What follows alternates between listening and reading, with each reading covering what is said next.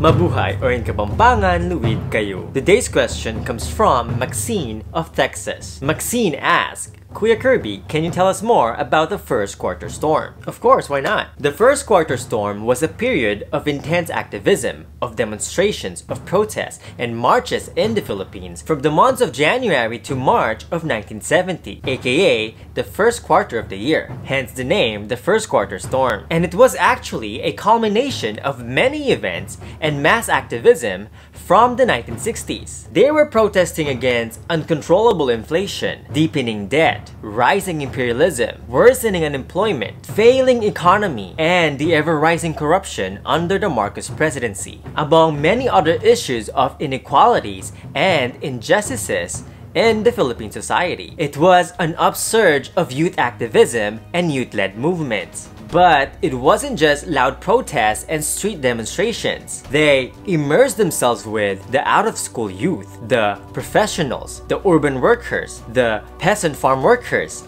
the women's group, and many other sectors of Philippine society. And it was such a powerful movement that they even changed the minds of many people on the opposite end to fight for what is right. And this eventually led to a growing mass movement against tyranny and oppression. A united movement of people from all walks of life. For example, on January 30th of 1970, more than 10,000 youth, students, workers, and farmers marched together towards the gates of the Malacanang Palace to demand social and economic justice, to demand an end to such oppressive policies of the Marcos government. And the movement just kept getting bigger. From 50,000 up to 100,000 people would often join mobilizations in key areas of the cities. And it wasn't just in the capital. It wasn't just in Metro Manila. The first quarter storm was felt throughout the country, from the cities to the countryside. It highlighted the worsening conditions of the Philippines and its people. But best of all, it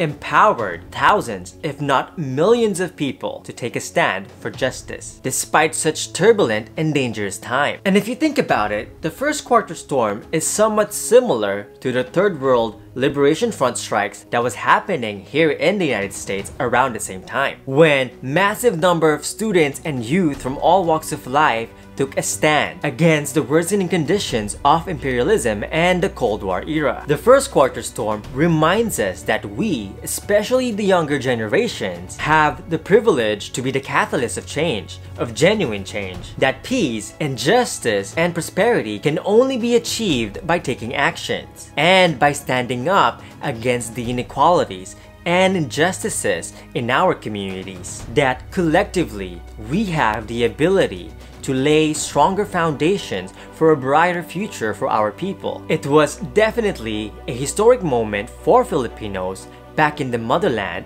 and across the diaspora. So if you want to learn more about the first quarter storm, check out the links below for some articles, many of which were written by the people who were there. And that is it for me today. If you like this video and learn a thing or two, don't forget to subscribe. And if you want to help me make more videos like this, show your support and please be my patron. Takalpong salamat. See you next time, or in Tagalog, kita kits, and in Kapampangan, Mikitix.